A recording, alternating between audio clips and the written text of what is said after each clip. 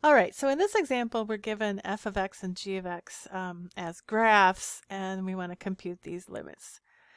Now you notice that there's some places where the limit doesn't exist, like, right, the limit as x approaches minus 2 of f of x.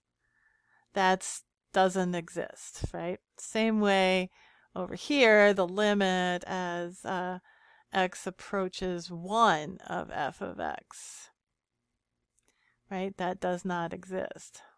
Oops, dne. We want to write dne.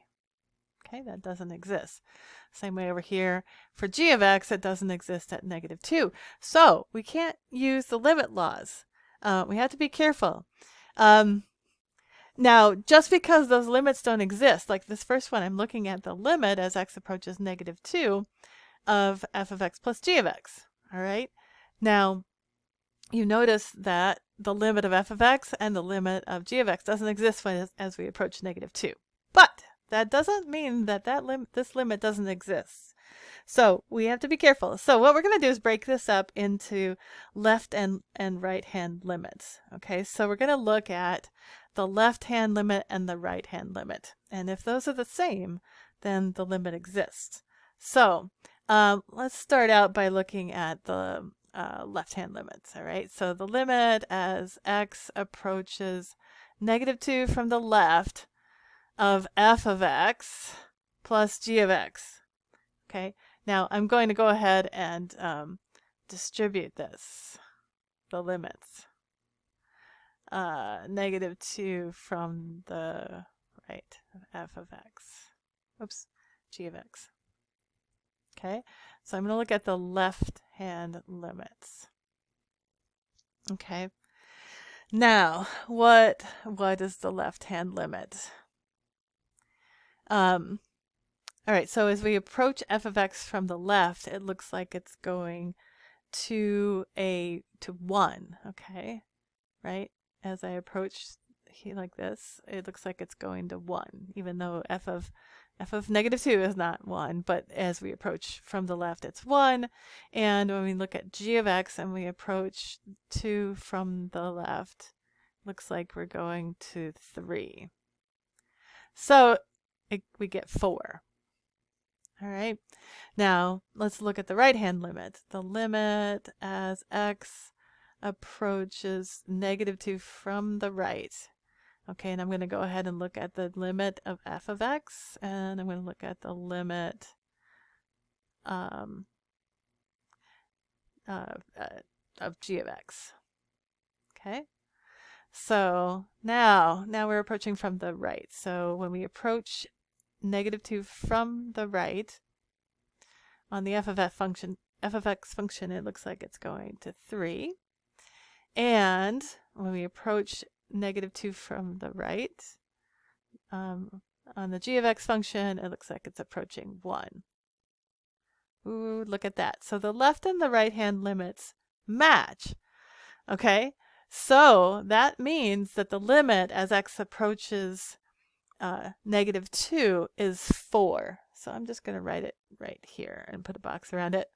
All right, so my final answer is 4.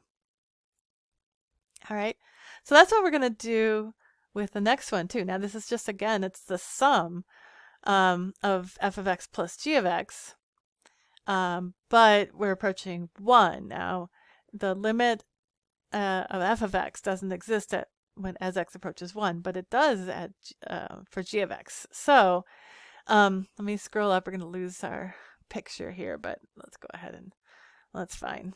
All right, so let's go ahead and write these left and right hand limits out.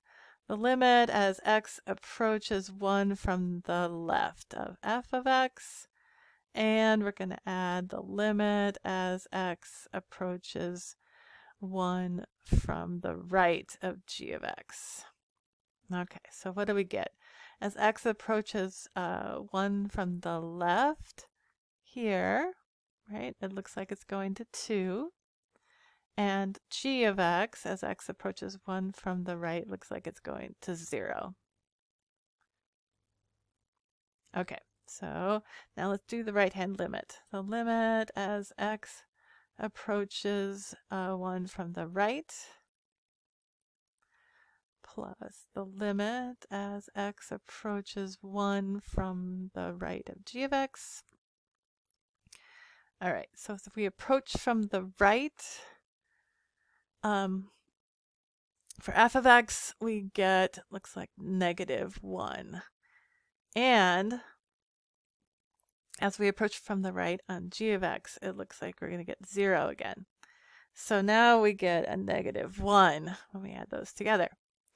All right, those left and right hand limits don't match, so that means that this limit does not exist. All right. All right, we have one more here, right? So we have a product down here. And again, we can, we're just going to look at the left and the right hand limits. Now I'm going to lose my graph here, but we can scroll back and forth.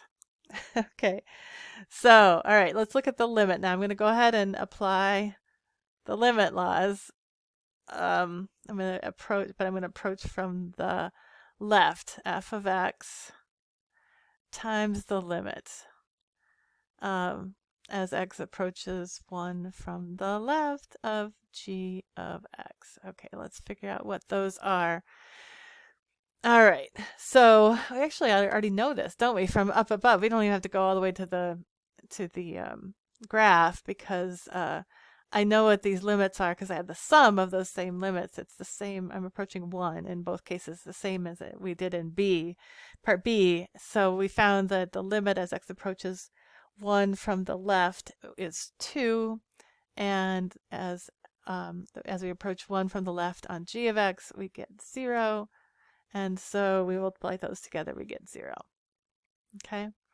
And we can do the same thing. The limit as x approaches 1 from the right times, where is this at times, the limit as x approaches 1 from the right of g of x. So again, I looked at that limit before in part B. So I got -1 as when we approached 1 from the right on f of x. And then, so instead of in part B, we added them together, and now we're multiplying this. So this is 0, and it's 0. Okay, so in both cases, right, as we approach from the left or we approach from the right, the product approaches 0. So my final answer is going to be 0, right? The limit as x approaches 1 is 0. So even though those individual limits didn't exist, we could look at the left and right hand limits to find the limit. Okay, so you just have to be careful when you apply the limit laws. If the limit doesn't exist, right, then we can't apply the limit laws we had before, but you could still use left and right hand limits. All right, I'll meet you in the next video.